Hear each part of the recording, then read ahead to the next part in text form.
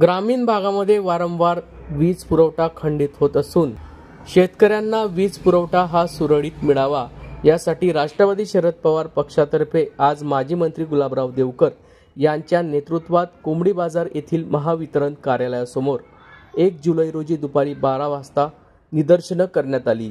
ग्रामीण भागामध्ये रात्री वीज पुरवठा खंडित होत असून शेतकऱ्यांसह सर्वसामान्य नागरिकांना मोठ्या अडचणीचा सामना करावा लागत असून आज राष्ट्रवादी शरद पवार पक्षाच्या वतीने महावितरण कार्यालयाबाहेर निदर्शनं करण्यात आली।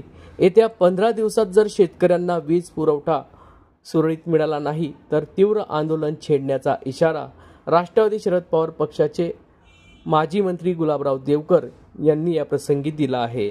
या संदर्भात माजी मंत्री गुलाबराव देवकर नेमकं काय बोलले आहेत ते जाणून घेऊयात। गेल्या 2-3 महिन्यापासून जळगाव तालुक्यामध्ये आणि जळगाव ग्रामीण मतदारसंघामध्ये मोठ्या प्रमाणामध्ये विजेच्या अडचणी निर्माण झालेल्या आहेत। रोज शेतकऱ्यांचे फोन येतात की आमच्या शेतीला वेळेवर वीज मिळत नाही, दिवसा अनेकदा वीज जाते आणि वीज येते, त्यामुळे शेतकऱ्यांना पाणी भरायला अडचणी आतापर्यंत निर्माण होत होत्या पाऊस पडेपर्यंत।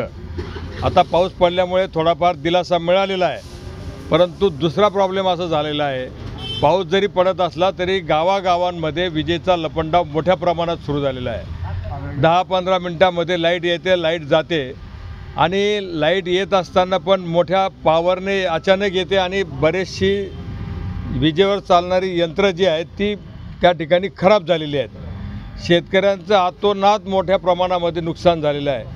मला काल रामदेववाडीवरून आमच्या कार्यकर्त्यांचा फोन आला होता, 5-7 दिवसापासून त्या गावामध्ये वीज मिळत नाही, ट्रान्सफॉर्मर वेळेवर उपलब्ध होत नाहीत। अनेक गावांमधल्या शेतीचे ट्रान्सफॉर्मर आणि गावातले ट्रान्सफॉर्मर जळालेले आहेत, परंतु वीज कर्मचाऱ्यांना वारंवार सूचना देऊन देखील त्या ठिकाणी दुरुस्तीचं काम आणि ट्रान्सफॉर्मर बदलवण्याचं काम वेळेवर होत नाही आणि त्यामुळे शेतकऱ्यांमध्ये मोठ्या प्रमाणामध्ये उद्रेक निर्माण झालेला आहे। मला काल परवापासून सातत्यानं फोन येत होते की आप्पा ह्या गोष्टीकडे आपण लक्ष दिलं पाहिजे, राष्ट्रवादी काँग्रेस पक्षाने लक्ष दिलं पाहिजे आणि त्या पद्धतीनं आज या ठिकाणी MSCBच्या म्हणजे विद्युत वितरण डिपार्टमेंटला निवेदन देण्याच्यासाठी जळगाव तालुक्यातले काही प्रमुख कार्यकर्ते, पदाधिकारी आणि शेतकरी बांधव या ठिकाणी उपस्थित झालेले आहेत आणि मोठ्या प्रमाणामध्ये नाराजी या ठिकाणी प्रगट करण्याचं काम या ठिकाणी करण्यात आलेलं आहे। आमची विनंती आहे MSCBच्या आणि विद्युत वितरण विभागाच्या अधिकाऱ्यांना की आज निवेदन आम्ही देत आहोत, निवेदनामध्ये ज्या काही मागण्या आम्ही केलेल्या आहेत त्या मागण्यांची पूर्तता ही ताबडतोबीनं झाली पाहिजे।